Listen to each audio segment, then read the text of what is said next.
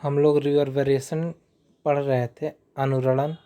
इसी में आज हम आगे पढ़ेंगे अनुरणन काल को प्रभावित करने वाले कारक। तो वे कौन कौन से फैक्टर्स हैं जो हमें अनुरणन काल में देखने को मिलते हैं कि वे प्रभावित कर रहे हैं। ठीक है, तो फैक्टर्स गवर्निंग रिवर्बरेशन टाइम क्या क्या है। तो पहला, तलों का परावर्तन शक्ति। कोई भी रिफ्लेक्टिंग सरफेस है, वो रिफ्लेक्टिंग सरफेस कितना ज़्यादा रिफ्लेक्शन कर पाता है। ठीक है, तो तलों को कितना वो परावर्तित कर पाता है, उस पावर को कौन गवर्न करता है? अनुरणन काल। यदि परावर्तन उसकी रिफ्लेक्शन प्रॉपर्टी हाई है तो अनुरणन काल भी ज़्यादा होगा। ठीक है, और यदि वो एब्जॉर्ब कर ले रहा है, रिफ्लेक्सिंग ज़्यादा नहीं है, एब्जॉर्बिंग पावर हाई है, तो क्या करेगा? वो अनुरणन काल को कम कर देगा। तो जस्ट अपोजिट होते हैं दोनों। तो बात करते हैं यदि परावर्तकता की, रिफ्लेक्शन की, तो कभी भी कोई भी यदि रिफ्लेक्टिंग सरफेस है, उसकी परावर्तकता यानी कि रिफ्लेक्टिविटी यदि ज़्यादा होगी तो वो टाइम, रिवर्बरेशन टाइम ज़्यादा होगा। यानी कि reverberation time is directly proportional to reflective property of the surface. ठीक है, यानी कि अनुरणन काल डायरेक्टली प्रोपोर्शनल होता है किसके? परावर्तकता के। दूसरा बात करते हैं अवशोषण गुणांक के बारे में, कोफिशिएंट ऑफ एब्जॉर्बर। तो कोई भी रिफ्लेक्टिंग सरफेस है, वो रिफ्लेक्टिंग सरफेस कितना एब्जॉर्व कर पा रहा है, किसी भी साउंड मटेरियल को कितना एब्जॉर्व कर पा रहा है। जितना ज़्यादा एब्जॉर्व करेगा उतना ही कम होगा अनुरणन काल। यानी हम कह सकते हैं T is inversely proportional to coefficient of absorbivity. ठीक है, तो ये तो रहा बात अनुरणन काल के को प्रभावित करने वाले कारक के बारे में। तो तीन चीज़ों पे मुख्यतः डिपेंड करता है। कौन कौन सा? तलों के परावर्तन शक्ति के बारे में, रिफ्लेक्टिंग प्रॉपर्टी ऑफ सरफेस। इसमें क्या कहेंगे? अनुरणन काल परावर्तक शक्ति या परावर्तकता के समानुपाती होता है। Reverberation time is directly proportional to the reflecting property of the surface. First. Second है अवशोषण गुणांक। तो परावर्तक तल का अवशोषण गुणांक अनुरणन काल के व्युत्क्रमानुपाती होता है। यानी reverberation time is inversely proportional to coefficient of absorption of the surface. तीसरा बात करते हैं ध्वनि की तीव्रता के बारे में। तो ध्वनि की इंटेंसिटी जितना ज़्यादा होगा उतने ही ज़्यादा रिवर्बरेशन टाइम ज़्यादा होगा। ठीक है, अनुरणन काल की मान अधिक हो जाएगा कब? जब ध्वनि की तीव्रता ज़्यादा होगी। चौथा चीज़ क्या है? चौथा चीज़ है स्वर की आवृत्ति, फ्रेक्वेंसी। ठीक है, तो फ्रेक्वेंसी का मान जब अधिक होगा तो अनुरणन काल का मान कम होगा। T is inversely proportional to होता है फ्रेक्वेंसी। ठीक है, अनुरणन काल का मान उस साउंड के, जो साउंड है उस साउंड के फ्रेक्वेंसी के व्युत्क्रम होता है। ठीक है, यानी कि आवृत्ति अधिक होने पे ध्वनि का अवशोषण भी अधिक हो जाएगा और अनुरणन काल कम हो जाएगा। ठीक है, हालांकि तीव्रता का मान अधिक होने पे अनुरणन काल का मान अधिक होगा। ठीक है, तो ये दोनों एक दूसरे के अपोजिट प्रॉपर्टी हैं। ठीक है, पांचवा देखें कमरे का आयतन। कमरे का आयतन अधिक होने पे अनुरणन काल का मान भी अधिक होगा। ठीक है, T is directly proportional to V. ये सेवाइन फार्मूले भी हम लोग देखे थे 0.165 वी। ठीक है, उसमें वी क्या था? वॉल्यूम ऑफ द रूम था। ठीक है, कमरे का आयतन यदि अधिक होगा तो अनुरणन काल भी अधिक होगा। ठीक है, तो ये प्रॉपर्टी है अनुरणन काल की, जो उसकी फैक्टर हैं जो गवर्न करते हैं रिवर्बरेशन टाइम। यानी ये सारे अनुरणन काल को प्रभावित करने वाले कारक थे। कौन कौन से कारक थे? तो परावर्तक शक्ति, डायरेक्टली प्रोपोर्शनल, अवशोषण गुणांक inversely proportional, intensity directly proportional, frequency inversely proportional और कमरे का आयतन डायरेक्टली प्रोपोर्शनल। ये 5 चीज़ें डिपेंड करती हैं।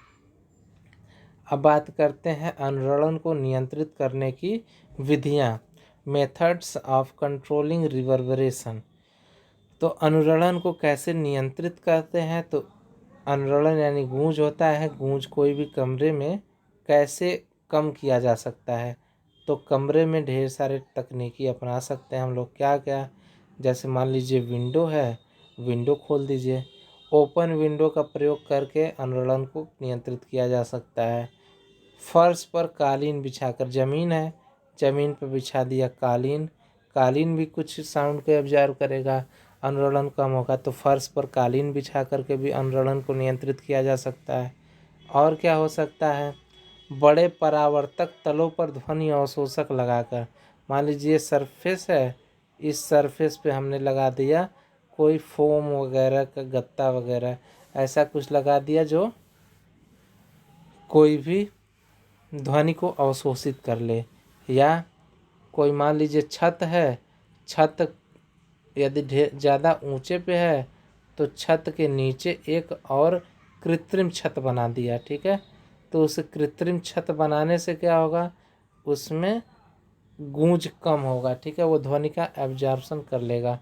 तो ये सारी चीज़ें हैं। और दीवारों को चित्रों व नक्शों से सुसज्जित करके, दीवार पे कोई सीनरी लगा दिया, कोई मैप लगा दिया, कुछ ऐसे नक्शे वगैरह सुसज्जित करके भी हम दीवारों पे हम अनुरणन काल को नियंत्रित कर सकते हैं। फिर बात करते हैं दरवाजे व खिड़की बंद कर भारी पर्दे, दरवाजे खिड़की पे हम लोग पर्दे गिरा करके, पर्दे डाल करके भी वो भी ध्वनि का अवशोषण करता है। पर्दे वगैरह गिरा करके भी ध्वनि का अवशोषण कर सकते हैं, ठीक है, जिससे अनुरणन काल कम हो जाएगा। और क्या करते हैं? तो अंदर यदि ज़्यादा श्रोता बैठे रहेंगे, ठीक है, सुनने वाले, ये एक बात हो रही है हॉल की या लेक्चर रूम की। लेक्चर रूम में यदि ज़्यादा लोग बैठे रहेंगे तो उस समय अनुरणन काल कम हो जाएगा। और लेक्चर रूम में यदि 1-2 लोग बैठे हैं तो पता चला अनुरणन काल बढ़ जाएगा।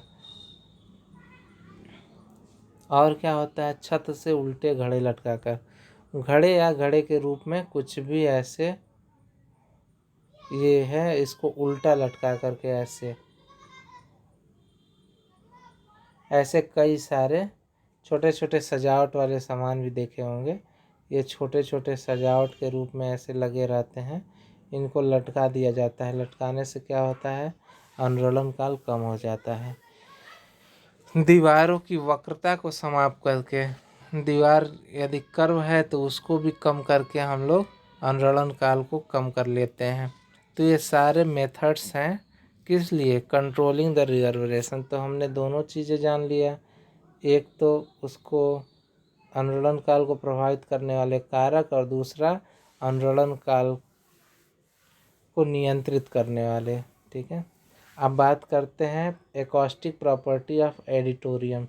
कोई भी ऑडिटोरियम बना है, सभागार बना है, तो उसकी कुछ प्रॉपर्टी होती है, ठीक है। उसी प्रॉपर्टी को हम लोग यूज करते हैं।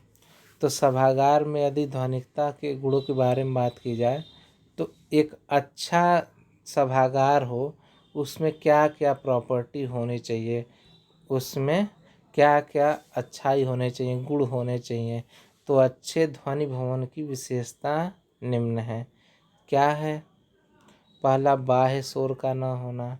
अंदर बैठे हैं, पता चले बाहर का सारा आवाज़ सुनाई दे रहा है आपको, ऐसा नहीं होना चाहिए, ठीक है, ऐसा नहीं होना चाहिए। यानी प्रोटेक्शन अगेंस्ट आउटसाइड नॉइज, ठीक है। यदि बाहर के कोई शोर शराबा है वो हमें घर के अंदर नहीं सुनाई देना चाहिए, ठीक है। यानी दरवाजे और खिड़की अच्छे से लगे होने चाहिए, ठीक है, जिससे कि बाहर की आवाज़ को अंदर के श्रोता ना सुन पाए, ठीक है। दूसरा, प्रतिध्वनियों का न होना, इको नहीं होना चाहिए, ठीक है।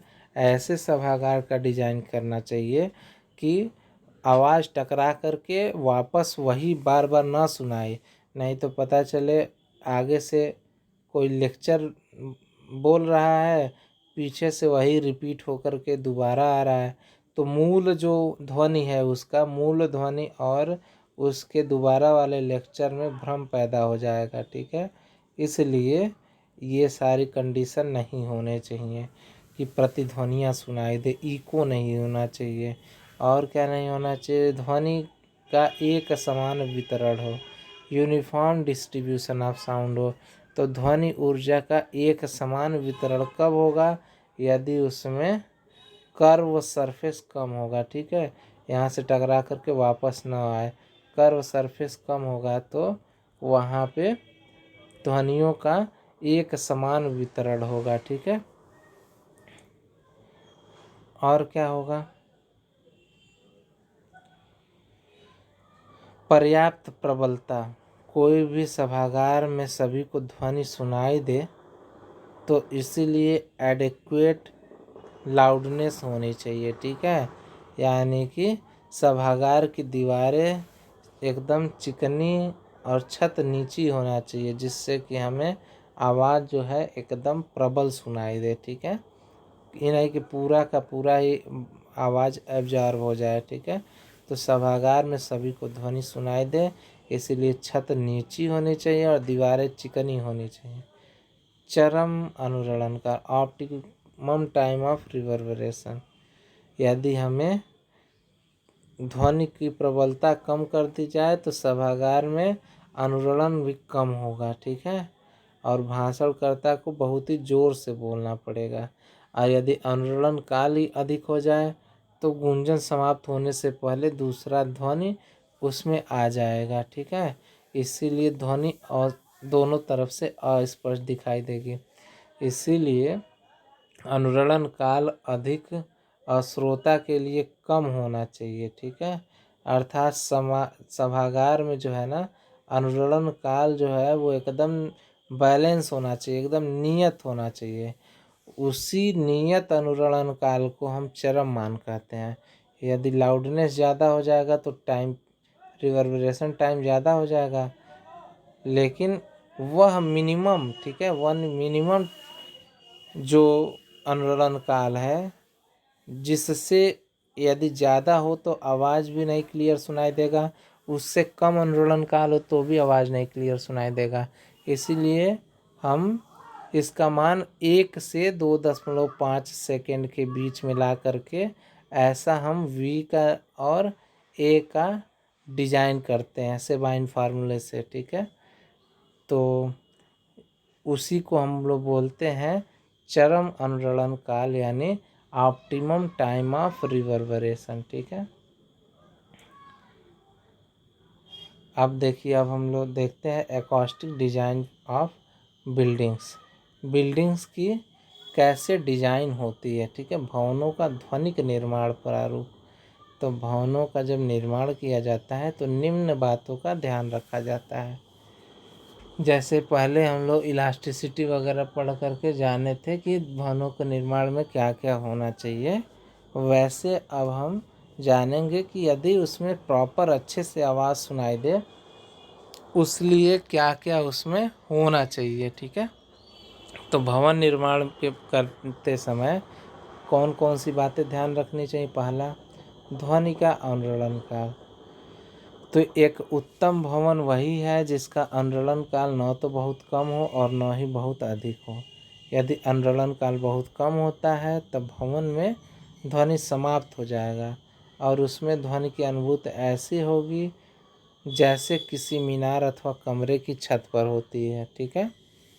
तो पदार्थों की अवशोषण क्षमता अलग अलग आवृत्तियों पर अलग अलग होती है, अतः भवन निर्माण में ऐसा पदार्थ प्रयुक्त करना चाहिए जिससे अनुरणन काल का मान कम हो, ठीक है। तो ये अनुरणन काल के लिए है।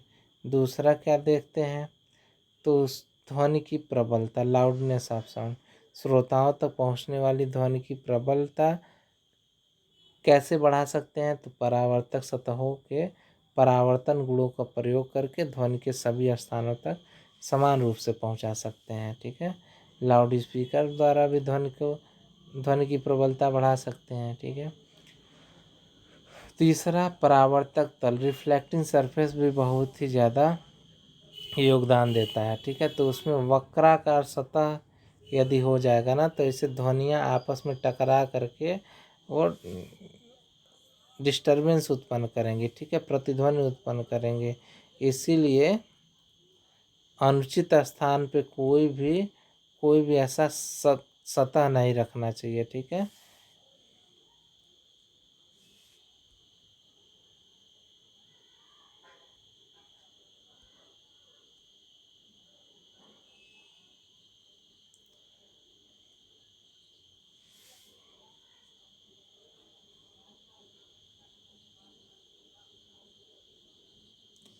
देखिए जैसे वक्राकार मान लीजिए कोई ऐसा तल बन गया है, तो आवाज़ टकरा करके यहाँ आएगा, यहाँ से टकरा के यहाँ आएगा, मुख्यतः नीचे ही रह जाएगा, एकदम सभी लोगों को बराबर आवाज़ नहीं सुनाई देगा। ठीक है, तो इस प्रकार वक्राकार सतहों का कम करना चाहिए, सभी को पर्याप्त आवाज़ सुनाई दे। एक और देखते हैं, इसे बोलते हैं इक्विलियन इफेक्ट, यानी कि इक्विलियन इफेक्ट में क्या होता है, जब किसी ऐसे स्थान पर ध्वनि उत्पन्न की जाती है जहां ध्वनि स्रोत के सामने अनेक परावर्तक पृष्ठ हो, जैसे सीढ़ी, तब समय अंतराल पर कई प्रतिध्वनियाँ सुनाई देंगी। यही प्रतिध्वनियों का प्रभाव इक्विलियन प्रभाव कहलाता है। जैसे मान लीजिए ऐसे कोई भी सरफेस है, यहाँ से कोई साउंड जा रहा है ऐसे, तो पहले यहाँ टकराया तो यहाँ से टकरा के यहाँ पे आएगा, कुछ देर बाद यहाँ पे गया, यहाँ से टकरा के यहाँ पे आएगा, कुछ देर बाद यहाँ पे गया, यहाँ से टकरा के आएगा, कुछ देर बाद ऐसे टकरा के आएगा। तो अलग अलग साउंड वहाँ पे अलग अलग ढेर कई बार टकरा करके अलग अलग बार सुनाई देंगे। इसी प्रभाव को इक्विलियन प्रभाव कहते हैं। ठीक है, तो इसको कम करने के लिए क्या करते हैं, सीढ़ी को कालीन से ढक देते हैं। यदि सीढ़ी है तो सीढ़ी को किसी एब्जॉर्बिंग मटेरियल से, कालीन वगैरह से ढक देंगे, जिससे क्या होगा, साउंड इसमें जाएगा तो टकरा के नहीं वापस आएगा। ठीक है, साउंड इसी में रह जाएगा, एब्जॉर्ब हो जाएगा।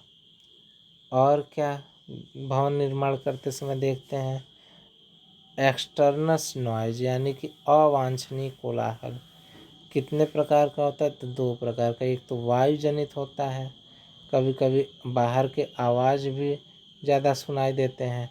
दूसरा भवन संरचना कारण, स्ट्रक्चर बर्न, जैसे कमरे का दरवाज़ा हो, खिड़की हो या अन्य स्थानों पर वायु के कारण भी कोलाहल उत्पन्न होता है। ठीक है, और उसके संरचना के कारण, जैसे ध्वनि के रास्ते में कोई अवरोधक है, ठीक है, उस कारण से आवाज़ सुनाई देता है। ठीक है, तो इन प्रकार से कोलाहल भी दूर करने चाहिए। और क्या देखने चाहिए, तो भवन में अनुनाद, रेजोनेंस इन बिल्डिंग क्या होता है, तो जैसे बड़े भवन हैं, बड़े भवनों की अनुनाद आवृत्ति प्रायः श्रव्य सीमा से काफ़ी कम होती है, अतः अनुनाद अप्रिय प्रभाव उत्पन्न नहीं करता है। तो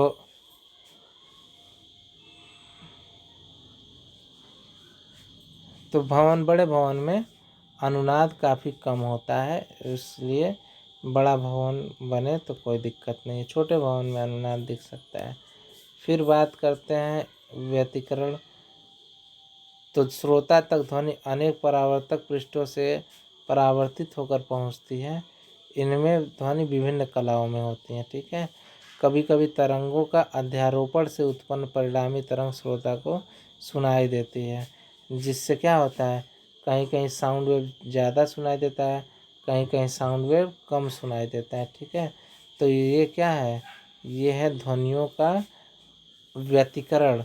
दो ध्वनियाँ मिल कर के ऐसी ध्वनि बनाई जो कहीं पे कम और कहीं पे ज़्यादा सुनाई दे। ठीक है, तो इस प्रकार का न हो, ऐसा हम लोग पूरा ख्याल रखते हैं। क्या करते हैं उसके लिए हम लोग अवशोषक पदार्थ आदि लगा देते हैं भवनों के छतों या दीवारों।